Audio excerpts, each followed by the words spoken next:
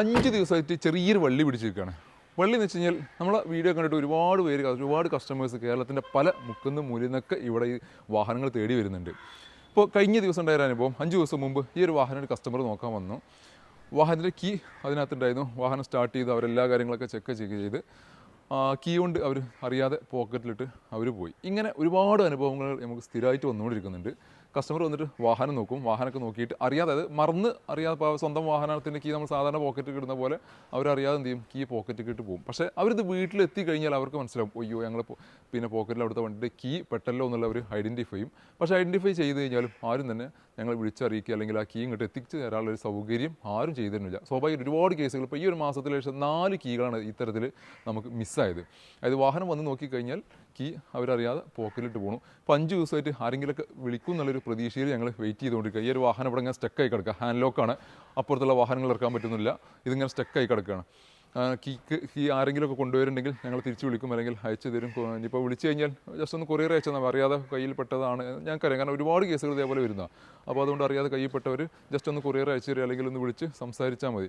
അപ്പോൾ അതിന് വേണ്ടിയിട്ട് വെയിറ്റ് ചെയ്തുകൊണ്ടിരിക്കുകയാണ്. ഒരാഴ്ച വരെ ഞങ്ങൾ വെയിറ്റ് ചെയ്ത് നോക്കും. ആരും വിളിച്ചില്ല എന്നുണ്ടെങ്കിൽ പിന്നെ അത് ഡ്യൂപ്ലിക്കേറ്റ് കീ അടിക്കണം എന്നുണ്ടെങ്കിൽ ഏകദേശം ഒരു 15,000 രൂപയ്ക്ക് കോസ്റ്റ് വരുന്നുണ്ട് ഡ്യൂപ്ലിക്കേറ്റ് കീ അടിക്കണം. കാരണം കീ മിസ്സിംഗ് ആയതുകൊണ്ട് നമ്മൾ അതിൻ്റെ പ്രോഗ്രാം എല്ലാം മാറ്റി രണ്ടാമത് ചെയ്യണമെങ്കിൽ ഓൾമോസ്റ്റ് ഒരു 15,000 രൂപ നമുക്ക് കോസ്റ്റ് വരുന്നുണ്ട്.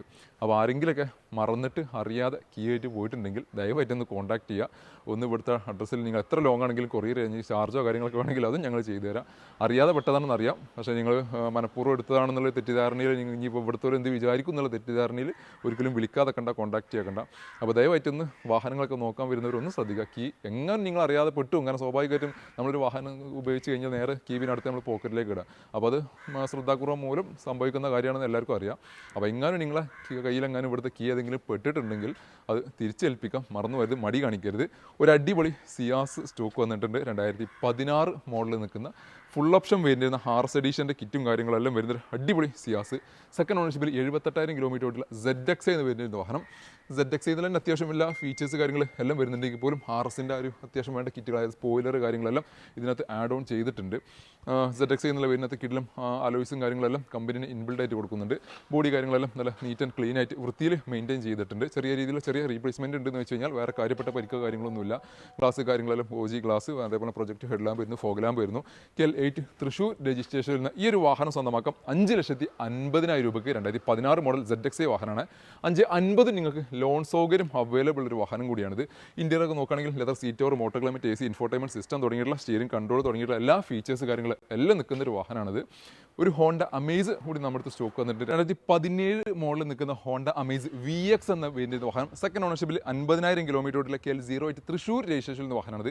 VX എന്നത് ഏറ്റവും ഫുൾ ഓപ്ഷൻ വേരിയൻ്റാണ്. എല്ലാ ഫീച്ചേഴ്സ് കാര്യങ്ങളെല്ലാം നിൽക്കുന്നത്. ഫോഗ് ലാംപ്സ് വരുന്നുണ്ട്, അലോയ് വീൽസ് വരുന്നുണ്ട്, mirror indicator, mirror folding, auto climate, AC, steering control, air bag, ABS, company inbuilt music system തുടങ്ങിയിട്ടുള്ള എല്ലാ ഫീച്ചേഴ്സ് കാര്യങ്ങളെല്ലാം നിൽക്കുന്ന iVTEC എഞ്ചിൻ പെട്രോൾ നമുക്കൊരു 17 റേഞ്ചിൽ മൈലേജും പ്രതീക്ഷിക്കാവുന്ന അത്യാവശ്യം നല്ല യാത്രാ കംഫർട്ടും കാര്യങ്ങളെല്ലാം ലഭിക്കുന്ന ഒരു സെഡാൻ സെഗ്മെൻറ്റ് വാഹനം.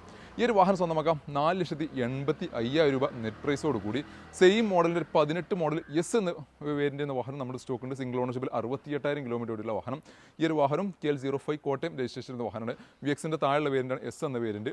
ഇതിലും ബേസിക്കലി വേണ്ട ഫീച്ചേഴ്സ് കാര്യങ്ങളെല്ലാം നിൽക്കുന്ന ഒരു വാഹനം കൂടിയാണിത്. ഈ ഒരു വാഹനത്തിൻ്റെ വില വരുന്നത് 5,10,000 രൂപ. അപ്പോൾ സെഡാൻ സെഗ്മെൻറ്റിൽ വരുന്ന 3 വാഹനങ്ങളാണ് നമ്മളിന്ന് കാണിച്ചിട്ടുണ്ടായിരുന്നത്. മാരുതി സിയാസും അതേപോലെ ഹോണ്ടയുടെ 2 സെഡാൻ വാഹനങ്ങളായിട്ടുള്ള ഹോണ്ട അമേസ് വാഹനങ്ങളും. വാഹനത്തിൽ കൂടുതൽ ഡീറ്റെയിൽസ് കാര്യങ്ങൾ എന്തെങ്കിലും നിങ്ങൾക്ക് ആവശ്യമുണ്ടെങ്കിൽ ഞങ്ങളെ കോൺടാക്ട് ചെയ്യാൻ നമ്പർ താഴെ കൊടുക്കുന്നുണ്ട്.